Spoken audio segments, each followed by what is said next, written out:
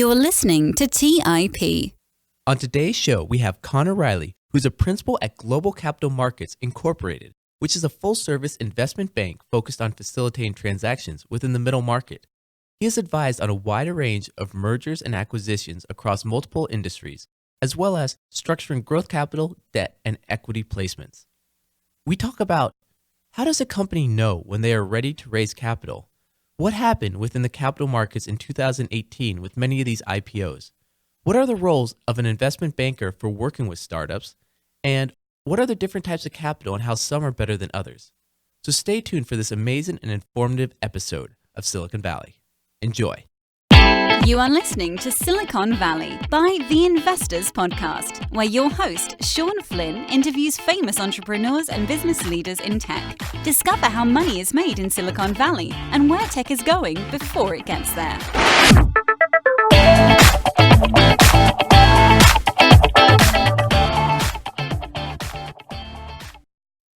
Conor, thank you for taking the time today to be on Silicon Valley. You're welcome, Sean. This is an honor. Conor, we've had guests on the show in the past that have talked about crowdfunding, guests that have talked about public companies. But we haven't had anyone really talk about that stage in between the A round to maybe C round, D round, and what happens in that process. You're an investment banker here in Silicon Valley. Can you talk a little bit about your background and then maybe segue into that question? Sure. So I'm born and raised in the Valley.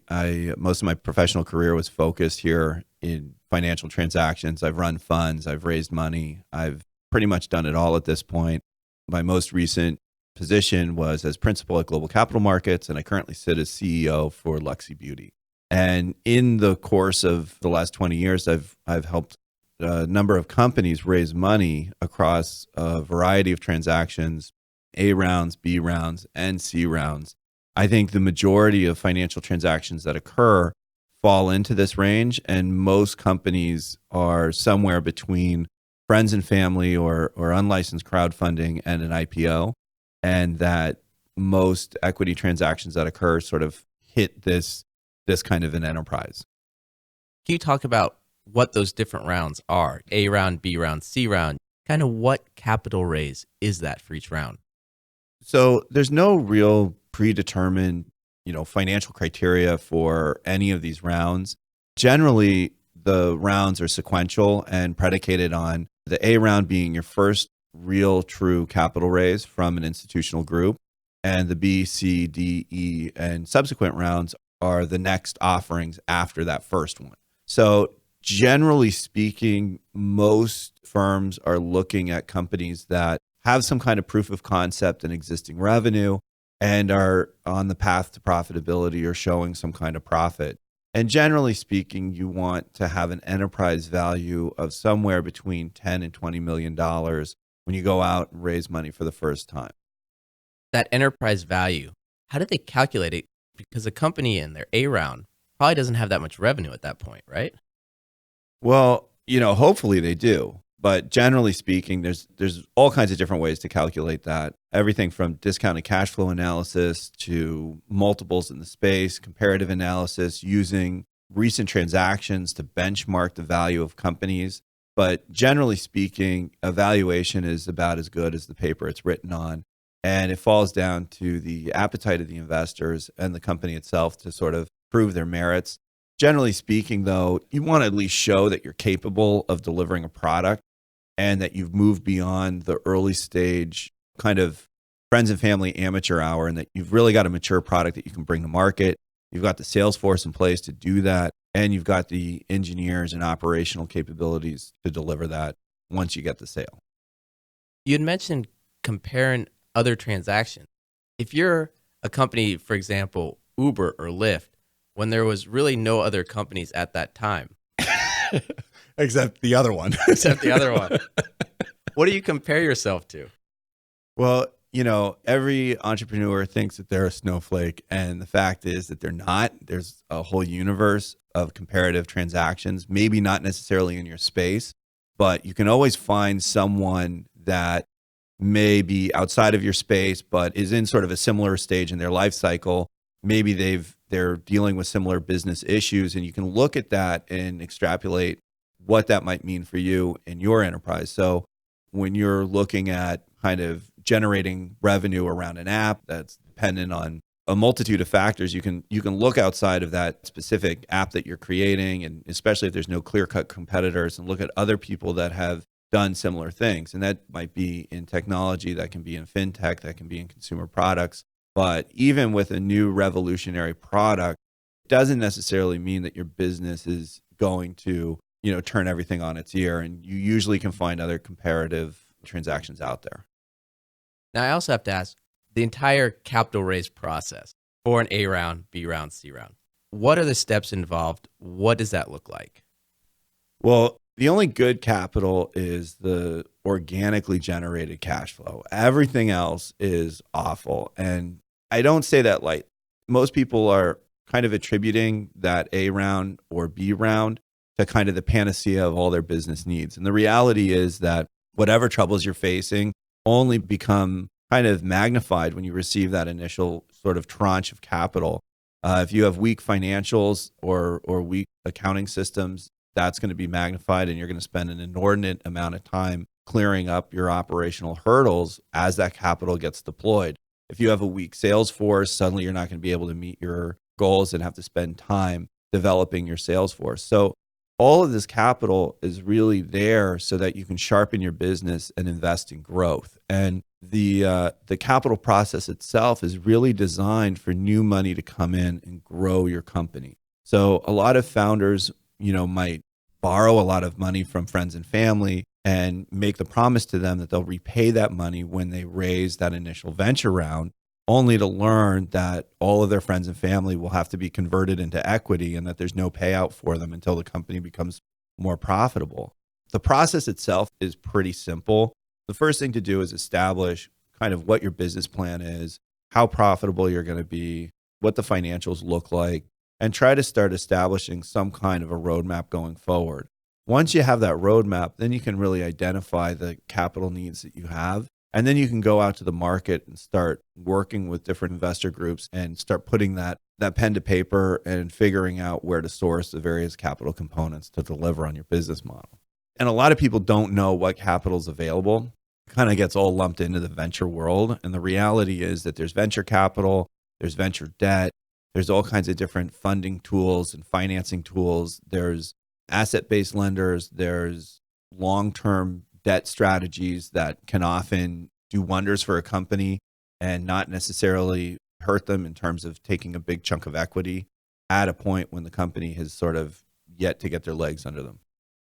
So what recommendations would you give to a company that's looking for some capital when you just mentioned all those other potential options? Well, I think the first thing for a company to do is really get educated on the capital markets and set realistic expectations in terms of the amount of capital that they really need to raise. So most companies, when they are just an engineer and an idea, they are out trying to raise $2 million to build out their entire staff, to do all the different things that they need to do to basically go to market. And that's really unreasonable, because at the end of the day, if you're preparing for a capital raise, try to do as much work pre-raise as possible. Realize that when that money comes in, a lot of it is going to be eaten up in legal fees and then on expansion plans for the business. It makes sense to maybe kind of stage that in. My advice would be really identify the milestones and benchmarks that you need to both deploy capital and that will dramatically increase the value of your company. And most of the value drivers for a company are tied on the revenue side instead of the IP side. I think that's important to note, particularly in Silicon Valley, that we get hung up a lot on IP. But at the end of the day, it's revenue, and revenue is what drives businesses. So can an investment banker sit down with a founder of a company and kind of help guide them and get their company prepared for later on to help them raise capital? Absolutely. The benefits of working with an investment banker is really to navigate such an inefficient market. You'd think with all of these capital sources and all of these deals on the table, it'd be a relatively efficient market, but the reality is that it's incredibly inefficient. Most founders that are putting a deal together don't have access to the investors, and most investors that are looking to get a deal done may not have visibility into the entire ecosystem of deals being done. So having someone that can act as an intermediary really adds a certain efficiency to the market that will help you get as much money as you can at the best valuation possible. They also can pull from relevant transactions in terms of developing value. They can offer guidance in terms of what stage you're really at and how much money to raise. And a good investment banker will caution their clients against raising too much money too quickly, because you could essentially be looking at control change transactions or things that will kind of take the entrepreneur or founder out of the driver's seat. So my advice would be a good investment banker, a good corporate attorney, someone that's going to make sure that the I's are dotted and T's are crossed really can go a long way in helping a founder. What are some issues that arise when you first sit down with a founder? There are crazy people. That generally tends to be the problem. Founders are insane. And I think you have to be. I mean, I think you have to be a crazy person to be living in the most expensive part of the world and say, I'm going to give up my steady paycheck and start something that is going to be an app that 13-year-olds use. And I'm going to bet my entire life on that. So obviously you're dealing with, and that's an extreme example, but I'd say that the biggest issue is that the perception and the reality are often so different that even a good founder that's relatively grounded just won't have visibility in terms of like where the transactions really are in their space. And so often you'll have a founder that says, well, I saw XYZ company raise $10 million and my technology is better than theirs, so I want to raise 25. And it's like, well, XYZ company was already profitable and they had institutional guys in the deal. So you don't have anything except for this IP, which is great, but we need to work on something that's going to be more staged so that you can start delivering on some milestones, start showing some revenue, or at least show some interest in this IP so that we can take this to the next level. And so I think that from the founder's side, as long as they've got good counsel from both bankers and attorneys, they can kind of bring themselves to the reality of the market. And, you know, they may have some limitations in terms of where they're willing to go with that, which is fine. But I think that ultimately the hardest thing in working with founders is getting them to get on board with the reality of the market. And that may mean that the market timing is just not a good time for that founder to enter the market and raise money. But I'd rather have somebody put a deal off than have unrealistic expectations in getting a deal done. You'd mentioned IP, intellectual property, patents, trademarks. Can you talk a little bit about that? And you'd mentioned that maybe they aren't as valuable as some people might think, but just the value overall. Yeah, I think it's always good to protect your IP, protect your trademark, and make sure that you're doing everything that you can to button that up. It's a nice thing to be able to represent to investors that the unique thing that you're saying you're doing is actually unique. And it's a nice way to show them that you've done the legwork to protect what you're building and that you're positioning that in a place where it really will create value in the long term. And I think those kind of indicators are things that people look for. And obviously, if you've got a strong enough idea and something that they can turn into a business, they'll want to capitalize your business and capitalize that IP so that they can envelop it into whatever plan they have. So when I say that it's not necessarily what you want to build a deal around, it's just because a lot of times these firms are purchasing IP and not necessarily investing in the growth of IP. And if they are investing in the growth of IP, it's usually like, hey, founder engineer, we really like you. We really like what you've built. We're going to buy this IP. We're going to fund your company, but all of the operations, financial and otherwise, are going to be our team. So if we're posing the question of here's an independent entrepreneur that's building a business and they want to maintain their independence and they're looking at an institutional A round and then later B and C, they really need to pay attention to the business drivers outside of the IP, or else they could just end up selling their IP at a very early stage. You had also mentioned deals where there are already institutional investors. Can you talk a little bit about the different types of investors that might be interested in investing in early stage companies? When we look at institutional investors, we mean people who are professional investors who have a fund or pool of capital, and that can come from, a venture fund that has a bunch of insurance companies as their LP, a family office that has some rich family somewhere that hired professionals to go out and put their money to work. It can come in a private equity firm that's looking to get involved in companies a little earlier in the life cycle. There's a number of different kind of institutions out there whose primary job it is to invest money. And the importance of that is when you have an institutional investor in a deal, it's kind of like a hard backstop in terms of later rounds coming in and wanting to push things around. Everybody, when they're coming into a financial transaction, they're saying, hey, look, I'm writing you a big check. And these are the things I expect. I don't like your valuation. I want you to come down there. I don't like the way your options are structured. I don't like the way that you have this. There's a multitude of things that they may want to have done.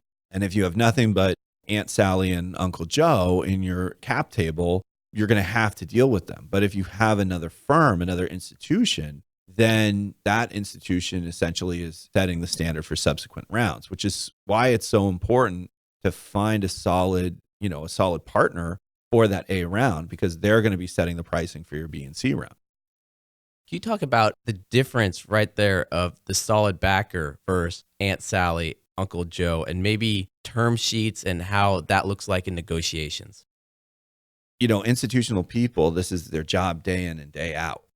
I think it's worth noting, let's open the conversation a little broader than just, Aunt Sally, and say you've got these high net worth individuals that are running around here that are interested in investing in companies. You've got the smaller institutional guys or smaller funds that might be really interested in early stage companies. And then you've got kind of your marquee venture groups and even some private equity groups that are moving a little earlier into the life cycle of the business. And you've got all these guys out there. And when you start putting together term sheets, now generally the term sheets are about the same. They have the same components. This is what the stock is worth. This is what the company's worth. These are sort of the standard terms associated with what might be going on. If there's some kind of conversion, if you're preferred, if you're common, the different kinds of ways to own equity. So it's relatively similar. As you move to the more institutional players, they obviously have their way of doing things and it's relatively rigid. When you get into sort of the smaller funds, they may work with you a little more, which is good and bad. And then when you get into the high net worth guys, they may be investing because they like you and not really paying too much attention to the terms, which doesn't really sound like that bad a thing, except you may suddenly take on a huge investor and leave something out or forget something that they really wanted that they forgot to tell you. And that can lead to trouble. So that's why I always say have good legal representation that's going to create some consistency across whatever term sheets you're looking at. And when it comes to negotiating what the terms are, it basically comes down to the dollars you're going to take in, the equity you're going to give up, and then the use of proceeds, how you're going to use the money. And the dollars in and equity out, those are very hard, set, fast things. The use of proceeds is a little more wishy-washy. There's a ton of term sheets that go out where it just says, working capital or operating capital without really calling out the specifics of what that is.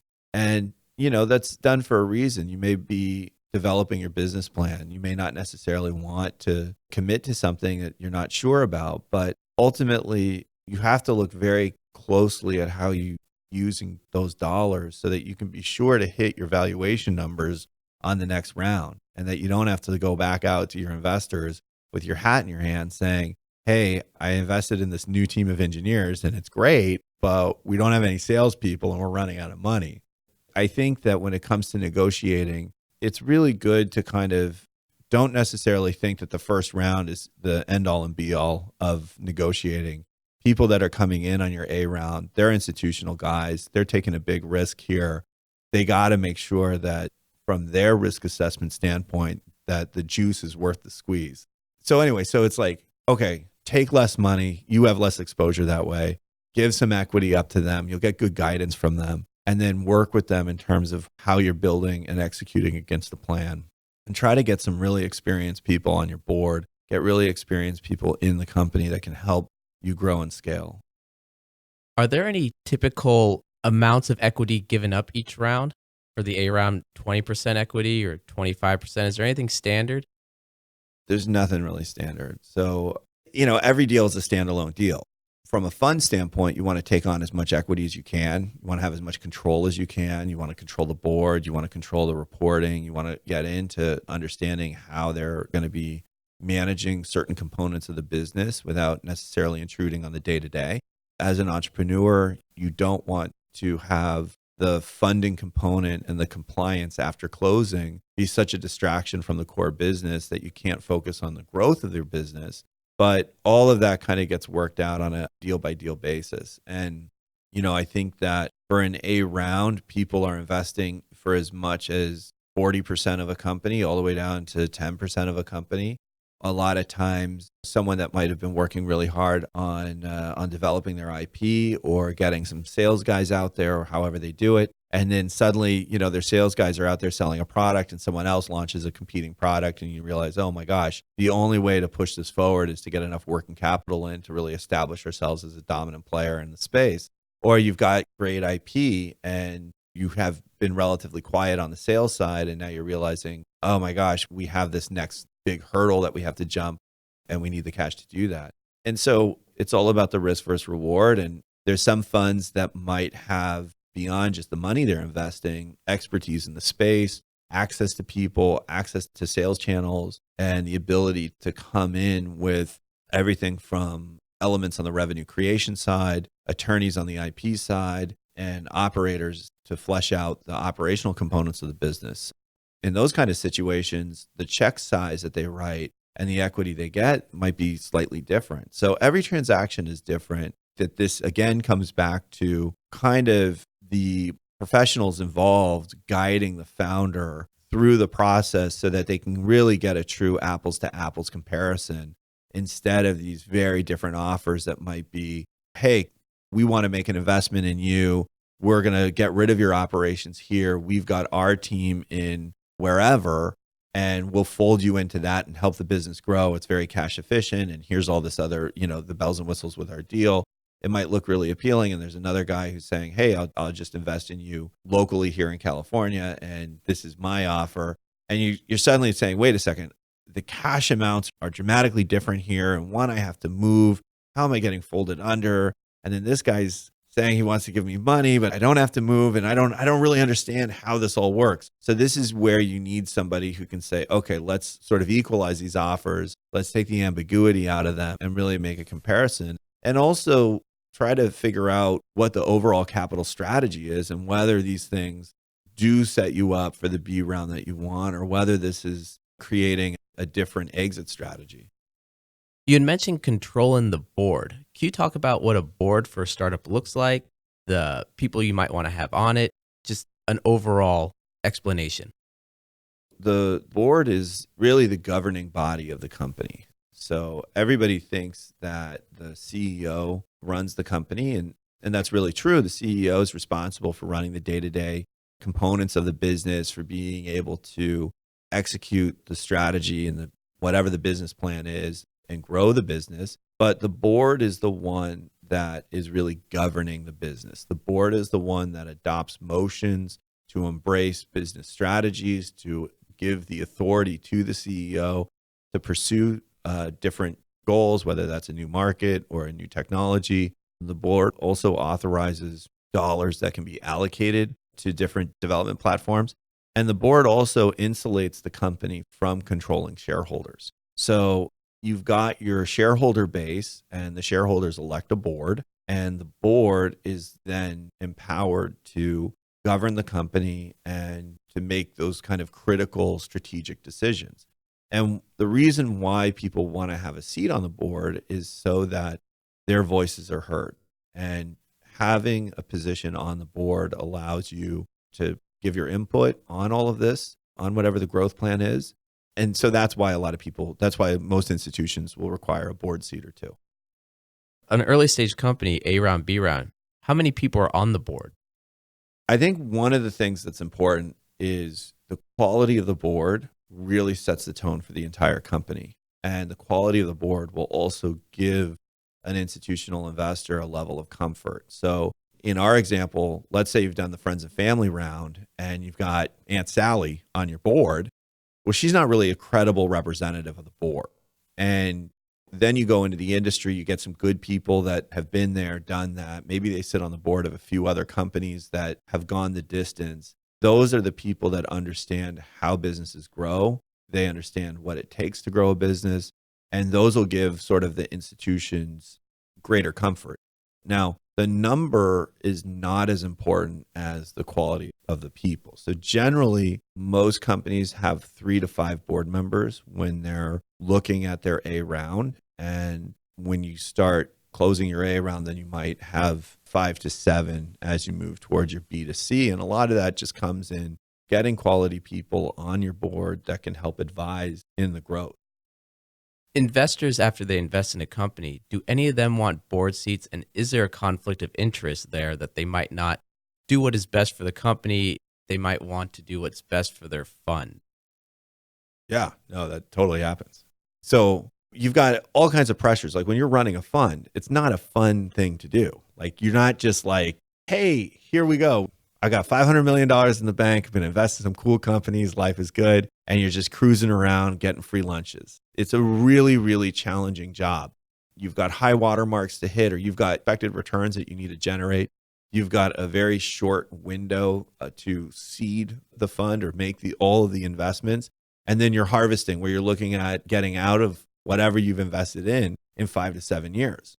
So if you invest in a company that's going to just change the market, it's got this great IP, it's got this hotshot sales guy, great staff, and you make your investment, and then they have to retool their product, that takes 2 years. The sales guy leaves, so you have to replace him. That's another year. Now you're looking at like, oh my gosh, I've been in this thing for 3 years. I've got 2 years before I got to liquidate my position, and this company's not doing anything. So then you have to come in and say, guys, look, I'm on the board. This is what we're going to do. You may, as a fund manager, you may guide the company to do what they need to do to get towards a transaction when the company may not be at a place where it will maybe have the best value. Because you're saying, we're at the end of the road here. Your time is up. I need my money back. We're selling. And that's where there may be a conflict of interest. But at the end of the day, there should be good alignment. And it's more often than not that the early stage investors can structure deals to get out if they have to. And you as the board or founder just need to administrate what's going on the capital side of the fence, so that if you know a fund has a 5-year horizon and you're 3 years in, it might be a good idea to take them out to lunch and be like, so what is this going to look like? And work that out with them. Very early in the interview, you had mentioned about other forms of capital raising, such as venture debt. Can you talk about the other types of capital out there? I think equity is really something that's overly focused on because it's kind of the brass ring of funding. People want a venture fund to invest in equity. There's no obligation on the founder to repay that. It's just cash that comes in. And you've got this great partner that owns part of the company, and you've got cash now that you can deploy into your operations. But the reality is that giving up a huge chunk of equity really early in the life cycle of the company may not be the best thing to do. And so there's a lot of companies that are out there that say, well, I need capital so that I can make my product. Well, there's inventory finance for that. Okay, so what does that mean? That means somebody's writing you a check so that you can create the inventory you need so you can go out and sell it, and then you repay them the money. And it's kind of expensive money because it's only secured by the inventory, but it may be cheaper than the equity. And generally speaking, it's not necessarily unlimited, but as your sales grow, you can grow the amount of money that you tap to fund the inventory. Or maybe you've got some path to market and you've got some need for additional dollars coming in, and that's where you can look at a venture debt fund. So maybe you've got some early stage venture money in and you need to raise more money. Well, these venture debt guys will sort of look at the pre-existing venture fund that is in the deal as a check, and they'll check that box, and then they'll take some equity on top of interest to loan you money. So they have a very small equity interest, but they've given you a big piece of working capital that then you are obligated to pay back. So those are just two examples. And then you have invoice finance, factoring, purchase order finance. You've got all kinds of different creative debt structures out there and all kinds of different people that work in those spaces that can create some kind of blended capital structure that's really equity efficient. This is something to consider when you're going to market and you don't have enough capital to really fund your growth, but you do have interest, you know the sales are there, and you're saying, well, geez, if I go out and raise this money, my enterprise value is much too low to take any of those deals. If I only had, $500,000 or $2 million or $3 million or whatever it is that I can grow this company, then some of these other forms of capital might be more attractive. And there's people that are sitting around there that have received POs and they're sitting there saying, well, I wish I had the money to deliver against this PO. And it's like, guys, you don't have to raise equity. Yeah, it's one of those things where when you become more familiar with all of the different capital tools that are out there, you can really get creative in terms of how to build a structure. And these are things that allow you to fund your growth without depending on that A round and positioning yourself better so that by the time you're going for that A round, you really have that strong $10 to $20 million valuation. Would you recommend that a founder have an investment banker kind of on retainer to ask these types of questions to, or how would an early stage company be able to seek advice? I think any good investment banker would be available to run these questions by. I don't think it makes sense to hire an investment banker or put them on retainer until you're really confident that there's a deal to be had. I think you want to go into that capital raising process informed. And so if you call 5 different investment bankers and you ask them similar questions, and then you kind of start building your knowledge in the space and seeing what sort of transactions can be out there, then I think it's a good thing to work in. And the other thing too is that for early stage transactions, there's not many investment bankers out there. Most investment bankers would rather work with mature companies that are being purchased from a larger company or doing some kind of an IPO or some kind of an exit. So when you are looking at an A round, for an investment banker, most transactions that they work on are 100 million plus. And there's that lower middle market of maybe 25 to 50 million in terms of transaction size. But then when you get below that and you're saying, okay, well, we're worth 20 million and we're going to go out and raise 5 and we need someone to help raise us 5. For an investment banker, it may not really be worth their time because those are typically done through private placements. And maybe you'll get one institution that'll take on like 60% of the round and then you're raising it for a bunch of other things. And there's all kinds of SEC and FINRA restrictions that govern these firms that may be prohibitive in terms of what they can do. So, as a founder, I think it's good to just ask the questions, let them steer you to the right professionals, and really try to get educated on where you are in the capital process and how to move forward. If a company were to be acquired, that mergers acquisition, how different is that, the investment banker role versus capital raise?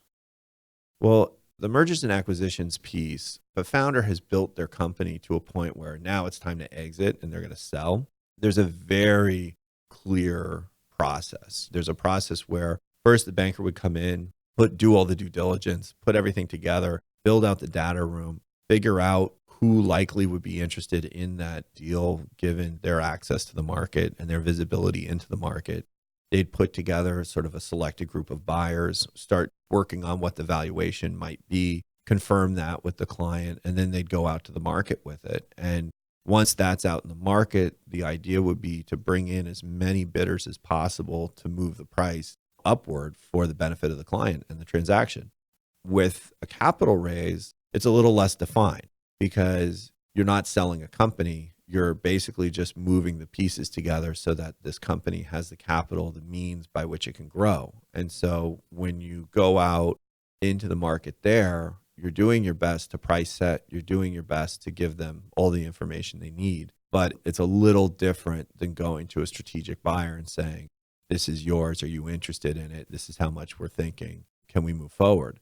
Slightly more nebulous process, but it's something that still benefits from a real finance professional going into making the assessments on what the value drivers are, bringing as many potential investors to the table as possible, and getting the sign off on the pricing structure and valuation.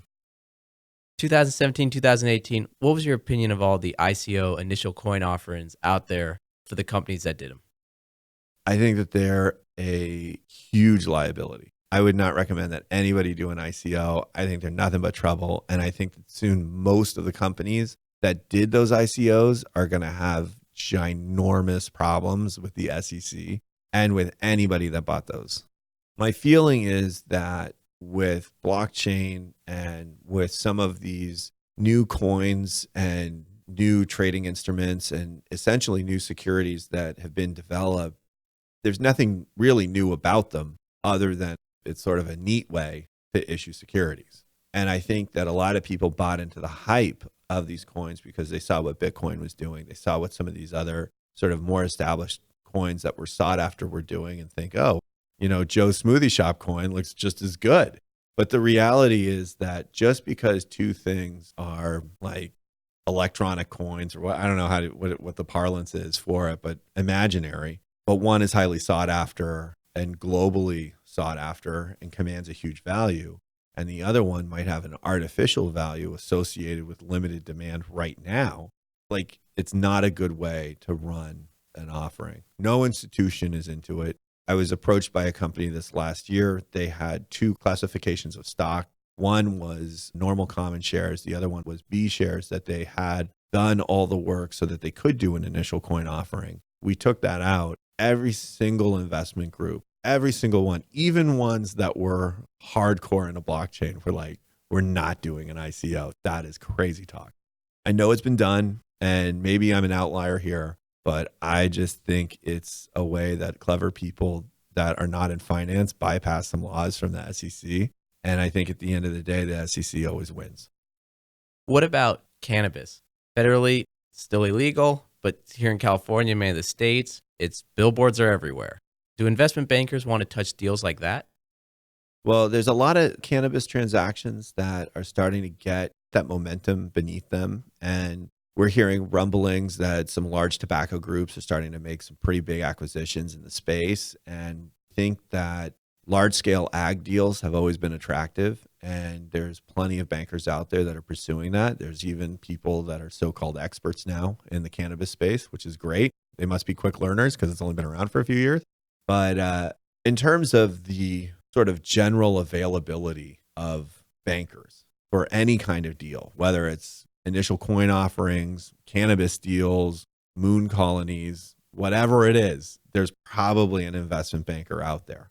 Just as some lawyers are very good craftsmen and understand how to protect you, there's plenty of lawyers that are out there chasing ambulances. And that's just a fact. And the reality is that there's a lot of guys that are running around that might be an investment banker, but they may not really be a good one, or they may not be knowledgeable, or they may be trying something new, which is fine. But I would stress that if you're involved in pursuing an initial coin offering or a cannabis deal or anything that requires some kind of special expertise, do your homework, vet the banker. Don't assume that because they're a banker, they have any access to the market or any additional knowledge that you may have. I mean, it's just, you got to do your homework. And we're seeing that with solar deals. We saw that with the green energy deals. We saw that with everything. There's so many different kinds of deals out there that require a little bit of a specialized skill to understand what the values are, what the risk factors are,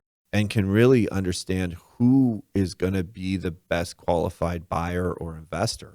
And if you bring in an investment banker that might be a really good investment banker, but not understand the space, then they may be able to do sort of the normal things, building out the due diligence, making sure that the corporate governance is where it needs to be, advising you in terms of board creation and maybe some valuation numbers. And they might even be able to pull some relevant transactions, but then the wheels are going to fall off when it's time to bring a real buyer to the table.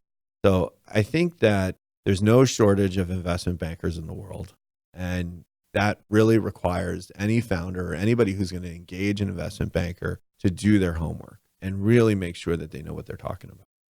Are you seeing any trends in the Valley right now? In terms of trends, there's always the big tech deal that's on the horizon. There's the big ag deal. There's the startup nation. There's all of the same stuff going on right now that was happening 10 years ago. So from my standpoint, obviously I've moved into running this beauty company. So that's my primary focus. I've noticed that consumer product brands are going through the roof and that the market's starting to cool.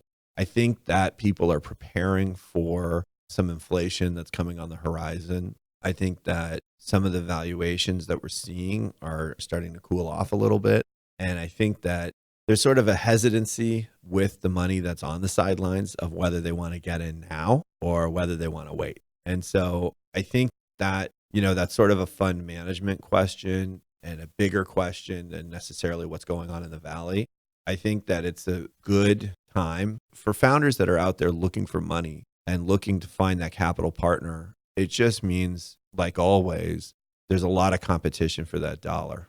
And you got to come correct. You got to have your plan. You have to know what you're doing. You have to have your IP. You have to have your sales strategy. You need to have your proof of concept. You need to have so much more. Some A rounds, we've been talking about it being sort of this like, oh, we've got an enterprise value of $10 to $20 million. Well, the marquee venture funds are investing at $50, $75, $100 million enterprise levels. Some of them have moved out of the A round space altogether and investing in B or C round or even later. So it's really, I don't think this is anything new, but if you're going to raise money, you got to have your ducks in a row. You'd mentioned move into later rounds. What do you think happened this last year with all these crazy valuations before IPO and then suddenly just dropping? And maybe your opinion of WeWork. I think one of the things that we saw a really hot capital market, and one of the things that's kind of emerged is that most venture funds are actually getting out prior to the IPO. And they're able to do that because there's been this emergence of crossover funds. And crossover funds are essentially people that understand the public markets, understand a company's desire to go public, and will basically cash out the venture guys and help underwrite the IPO. And so these crossover funds are basically responsible for driving this trend, because they've given a viable out for the venture guys that want to get out prior to the IPO. And they allow the venture guys to get out at a valuation point that's tied to the IPO. So it basically allows the venture guys to get their 10x or 20x return. The crossover funds only want like a 3 to 4x return, which is what they're able to do. They have control over both sides, the pre-IPO and the IPO pricing. And then when they get it out there and it's out in the market, sometimes it doesn't go so well. And sometimes the public is not seeing the return or doesn't understand the business model. And then that kind of changes things and the price starts sliding. And I think that eventually is going to have an impact on how these crossover funds work and what kind of deals they're looking at, because obviously any stakeholder in a company is not going to want to see the stock slide after an IPO. And I think it's also going to mean that the founders and the people that are involved in those deals are going to start looking at other transactions. And I don't think we necessarily need to walk into the mechanics of an IPO, but I think it is worth noting that there's a premium that's paid by strategic buyers. That premium is largely avoided by people that are looking at these crossover platforms as a bridge into the IPO space. I think you're going to see maybe more consideration paid to a good strategic buyer that's going to help make sure that the business continues to grow. So you're thinking there might be less IPOs and more acquisitions in that later stage to a strategic buyer? Yeah, I think that certainly there's some massive companies that might go public. They're almost too big to be gobbled up by a strategic buyer. But there were plenty of IPOs that were done that were where the value wasn't necessarily there on the other side of it. And I think that there's a lot of interested buyers in the world that can use that data, that can use some of the components of these companies, and they may be willing to buy it. So I don't know. I mean, I don't know what these crossover funds are going to do. I think that model's broken. I think if things start inflating and the capital markets start cooling, particularly the public markets, then who knows? And Brexit. Brexit is going to happen one of these years. One of these years. I don't know. It's sort of the common thing. Every analyst seems to throw into everything. And Brexit. The crossover funds. So it sounds like they're not doing too good. What happens to those in the future? They did something that was really clever. They weren't greedy. They understood the IPO process, and they understood the need for most of these venture funds to get out prior to that. And so they were able to figure out a way to come in and work with the venture funds to give them the liquidity event that they need. and then work with the public markets to get a return. And the closer you are to the exit, the more control over that you have. So it's just a simple matter of saying, okay, what do the shareholders of this company really want so that we can get a chunk of that? Okay, let's write a check for that. And then what do we think we can get on the other side? Let's do our homework there. And once they felt comfortable that, they could generate that return, then they write the first check and then they get the second check. I'm super oversimplifying the process, by the way. That's sort of the concept of it. It's a very, again, these guys are people that understand a process and a need. They're not greedy. They're not trying to get like a 10x return or a 20x return. And they're able to mitigate a lot of their risk by controlling that exit. So it's a really smart move, and smart guys are always going to find a way to do business. I hope that they can figure out a way to keep that model going, because I think that, maybe that model's been overextended to bring some companies in that either went out too early or had a business model that wasn't proven or may not have got the goodwill from the investing public that they should have gotten. But I know there's plenty of companies out there, and I think that what they do as a business is an important tool to have in our capital ecosystem.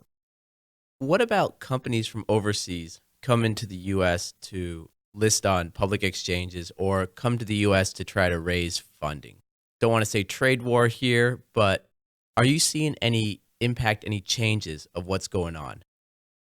Well, I think the most notable impact or change was really sort of 2008, 2009, 2010, when a number of companies came over here and basically just were frauds. And they were able to do what's known as a reverse merger, where they find a U.S. company that is listed and trading, and then that company buys the much larger operating company, thereby giving the operating company the appearance that they're this trading entity.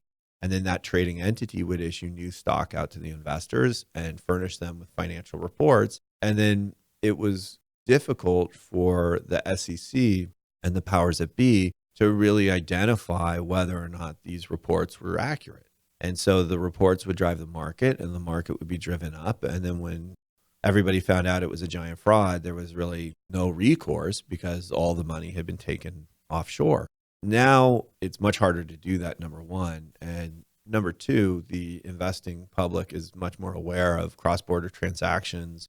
The world is a different place. And when a company is looking at coming to the US, they're doing it because the US capital markets are really the most dynamic in the world.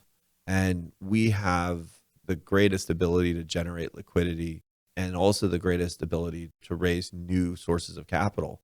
There's kind of a tried and true roadmap in terms of how to do that. So if there are investors that are in anywhere in the world and interested in doing that, there's plenty of pathways to find global investors here in the US. There's ways to incorporate a US entity that can serve this market. There's a lot of different ways to do that. I want to ask, how does a company actually know they're ready for that A round? There's no real set time, but I think you have to look at what it really takes to start a business, and particularly a startup, because I know that there's a concept that it's just an idea, and having a startup, bootstrapping something, and then getting it ready to get some crowdfunding in, getting that interest, and then looking to further develop the business so that you can go to market and then get the growth capital so that you can. But one of the things that I think really requires some thought is understanding what it takes to start a business, and really what it takes. It's not just having an idea. You have to have an idea, yes. You have to know how to execute against that. You need to have a business plan. You need to have a strategic plan. You need to know where your distribution channels or revenue generation channels are going to be. You need to identify what the cost is associated with working with those channels. And you can't just know them like, oh, I'm going to, work with Oracle and they're going to write me big checks. You need to know at a level of granularity that you can bank on, because your investors are going to be banking on that information. And when you start down the path of creating a business and having these pieces in place, they can't be theoretical. And the more concrete that they become, the easier it is to raise money and the higher evaluation you can justify. And so when you say, That's a great question. When am I ready for the A round? It's when all of your business plan and strat plan has solidified into really a concrete set of milestones and benchmarks that people can write a check against. And it's really not until you have that, when you can't say specifically who it is you're going to call that's going to write you a check for your first dollar for that first piece of product, or if you don't really know the engineer that's going to help finish that product, or really when the timing is for that patent to be done. When you don't know this stuff, you really can't go out into the market. You really can't have those kind of conversations. So I'd say one of the biggest takeaways, I think, from any entrepreneur that might be listening to this is focus on the concrete fundamentals, build milestones and deliverables that really are going to be core to the business.